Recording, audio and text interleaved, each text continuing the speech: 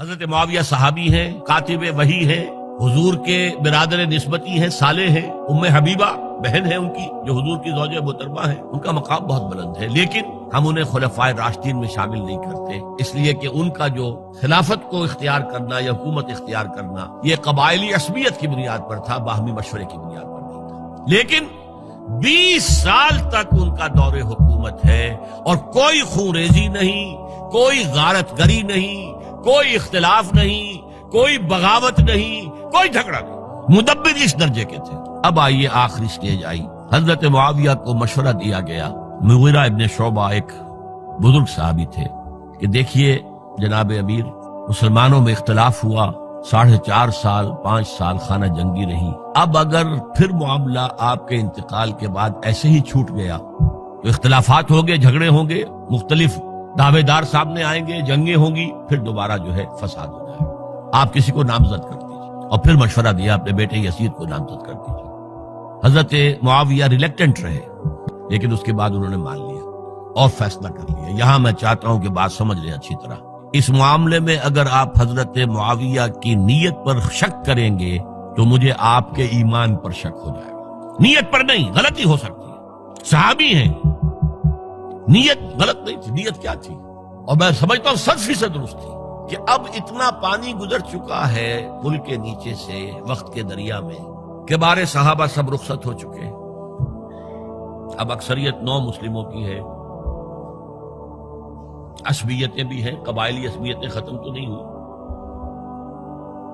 لہذا جب تک کوئی قبائلی عصبیت پیچھے نہیں ہوگی حکومت کے، حکومت نہیں چل سکے گی۔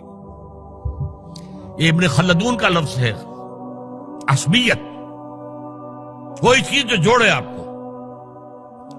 تو دینی عصبیت اب کمزور پڑ گئی ہے، اس لیے کہ حضور نے جن کو تربیت دی تھی وہ اب گئے، اکثر و بیشتر گئے۔ اب اگر ایسے چھوڑ دیا گیا اور کوئی قبائلی عصبیت پشت پر نہ آئی تو پھر خانہ جنگی ہوگی، 5 سال تک ہوئی۔ اس بنا پر انہوں نے اسے صحیح سمجھا۔ آپ اختلاف کر سکتے ہیں، صحابہ کی رائے سے اختلاف ہو سکتا ہے، لیکن آپ ان کی نیت پر شک نہیں کر سکتے۔ بہرحال واقعہ کیا ہے تاریخی اعتبار سے کہ یہ 10ویں سال میں نامزد کر دیا یزید کو اپنے بعد خلیفہ کے لیے، ولی عہد۔ اس وقت تقریباً سب نے بات مان لی سوائے 5 افراد کے۔ وہ 5 افراد بہت اہم تھے، بہت اہم۔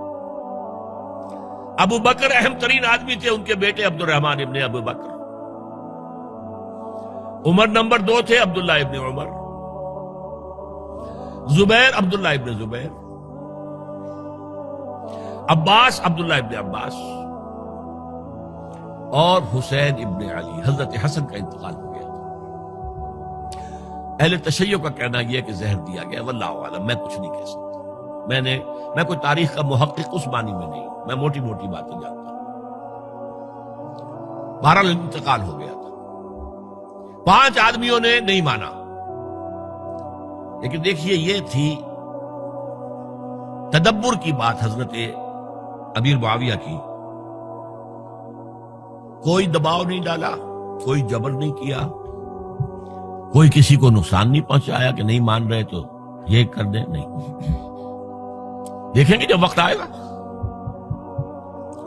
جب وقت آیا حضرت معاویہ کے انتقال کے بعد، اب ایک صاحب جا چکے تھے، حضرت عبد الرحمن ابن ابی بکر فوت ہو چکے، اب 4 رہ گئے، 3 عبادلہ، عبداللہ ابن عمر، عبداللہ ابن عباس، عبداللہ ابن زبیر، ایک حسین ابن علی رضی اللہ تعالی عنہم اجمعین۔ جب بیعت ہو گئی یزید کی تو اب ان کے درمیان اختلاف ہوا۔ یہ بات اچھی طرح سمجھ لیجئے، تاریخی حقائق، موٹے حقائق کو چھوڑ کر باریکیوں میں جب پڑھتے ہیں تو معاملہ غلط ہو جاتا ہے۔ موٹے حقائق کو سمجھیے، جیسے کہتے ہیں میکرو اکنامکس اور مائکرو اکنامکس۔ میکرو ہسٹری جو ہے، 2 ایک طرف ہو گئے، 2 ایک طرف ہو گئے۔ عبداللہ ابن عباس کی رائے ہوئی کہ اگرچہ یہ غلط کام ہوا ہے، یہ قیصر و کسریٰ کی سنت پر عمل ہو رہا ہے، لیکن یہ ایسی بڑی بات نہیں ہے کہ خون ریزی شروع کر دی جائے اور امن و امان ختم ہو جائے۔ یہی بات عبداللہ ابن عمر کی ہو گئی، یہ دو تو یکجا ہو گئے. مصلحت کہہ لیں جو بھی سمجھے، لیکن نیت پر حملہ نہیں کر سکیں گے آپ. دیانتاً انہوں نے یہ سمجھا کہ اب جب کہ ہو گیا معاملہ تو ٹھیک ہے. حرام مطلق تو کہیں نہیں لکھا ہوا قرآن کے اندر کہ بیٹا نہیں ہو سکتا، کہیں نہیں لکھا ہوا. بہرحال ان دو کی رائے یہ ہوئی کہ اگرچہ کام غلط ہے لیکن اتنا غلط نہیں ہے کہ اس کو چیلنج کیا جائے اور اس سے جو ہے خانہ جنگی شروع ہو جائے اور فساد شروع ہو جائے. دو کی رائے یہ ہوئی کہ نہیں، we have to challenge it come what may. Abdullah ابن زبیر، حسین ابن علی رضی اللہ تعالی عنہما یا عنہم، تو یہ دو علیحدہ. ان دو میں اب اختلاف ہوا. عبداللہ ابن زبیر کی رائے یہ تھی کہ یہی مقیم رہو مکے میں، حجاز میں، مکے اور مدینے میں، یہاں سے ریزسٹنس موومنٹ ہم شروع کریں گے، کیونکہ یزید کی خلافت تو دمشق میں تھی، بہت دور. حضرت حسین کو خطوط آ رہے تھے کوفے سے. کوفہ حضرت علی کا صدر مقام رہا تھا، اور جن سبائیوں نے فتنہ پیدا کیا تھا حضرت عثمان کے خلاف وہ بھی وہیں آباد تھے. انہوں نے خطوط کا تاتا باندھ دیا، آپ آئیے ہم آپ سے بیعت کریں گے اور کھڑے ہوں گے اور مقابلہ کریں گے اور اس یزید کی حکومت ختم کریں گے. ڈاک کے تھیلے بھرے ہوئے. حضرت حسین نے فیصلہ کیا کوفے جانے کا، بہت روکا. عبداللہ ابن عباس بہت ان سے بزرگ تھے عمر میں، اور ویسے بھی ایک اعتبار سے نانا تھے، ایک اعتبار سے پردادا تھے. حضرت عبداللہ ابن عباس حضور کے چچا زاد بھائی تھے تو نانا ہو گئے کہ نہیں؟ حضور نانا تھے کہ نہیں؟ اور حضور کے چچا تھے حضرت عباس، ان کے بیٹے ہیں. تو اس اعتبار سے حضرت علی رضی اللہ تعالیٰ عنہ کے کیا ہو گئے؟ چچا. بہرحال میں کچھ گڑبڑ کر رہا ہوں اس وقت. وہ دوڑتے جا رہے تھے کہ حسین خدا کے لیے مت جاؤ، خدا کے لیے مت جاؤ، یہ کوفی تمہارا ساتھ نہیں دیں گے. الکوفی لا یوفی، کوفی وفا نہیں کرتا وعدہ. اور خدا کے لیے اگر جانا ہے اپنے گھر والوں کو یہاں چھوڑ دو. بس حضرت حسین پر رضی اللہ تعالی عنہ جو ایک کیفیت تھی، انہوں نے سب باتوں کو نظر انداز کیا. وہاں ہزاروں لوگوں نے مسلم بن عقیل جو حضرت حسین کے نمائندے کی حیثیت سے پہلے گئے تھے، ان کے ہاتھوں پر بیعت کیا. وہ خطوط آ رہے تو اور بھی بات پختہ ہو گئی. ابھی راستے ہی میں تھے کہ پتہ چلا کہ ابن زیاد گورنر بن کر آیا ہے، اور اس نے جو وہاں پر تشدد کیا ہے اور ڈنڈا برسایا ہے، سب بیعت توڑ کے گھروں میں چھپ گئے. اور مسلم بن عقیل جو ہیں وہ بے یار و مددگار شہید بھی کر دیے گئے. حضرت حسین نے ارادہ کیا کہ واپس ہو جائے مدینے کی طرف. اب مسلم بن عقیل کے بیٹے جو ہیں، وہ عرب کی ایک غیرت ہے، ایک آنر جسے آج کل کہتے ہیں، ہم اپنے باپ کا بدلہ لیے بغیر نہیں جائیں گے. اور حضرت حسین کی شرافت اور مروت، یہ لوگ میرے ساتھ آئے تھے، میرا ساتھ دے رہے تھے، اب میں ان کا ساتھ کیسے چھوڑوں؟ بہرحال وہ حادثہ فاجعہ ہو کر رہا، اور اس میں سب سے بڑا سبب جو بنا ہے وہ میں چاہتا ہوں جس کی طرف کسی کی نگاہ نہیں گئی. افسوس یہ ہے کہ میرا اس پر جو کتابچہ ہے سانحہ کربلا وہ آؤٹ آف پرنٹ تھا. کوشش تھی کہ آج یہاں وہ پیش کیا جاتا، مختصر ترین، لیکن آپ دیکھیں گے کہ کلیئر ہو جاتی ہے ہسٹری. دو کتابچے ہیں.